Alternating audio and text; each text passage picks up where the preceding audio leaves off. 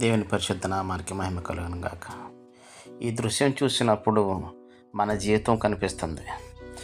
బంధువులు, రక్త సంబంధాలు, కుటుంబం, స్నేహితులు, బలగం, సమాజం ఎంత అవసరమో ఈ వీడియో చూస్తే తెలుస్తుంది. ఒక పక్షి తన ఎగరాలని వెళ్తుంది.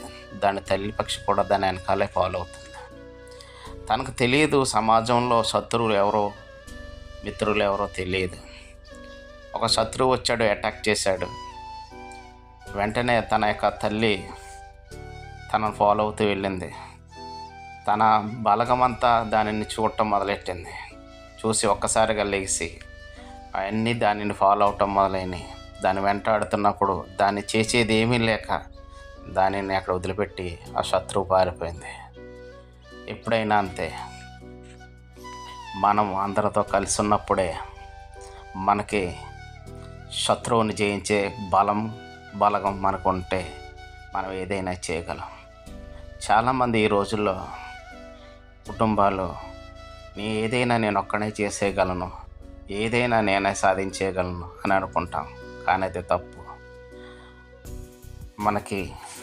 మనతో ఉన్న కుటుంబం, స్నేహితులు, సమాజం వీళ్ళందరూ అవసరమే.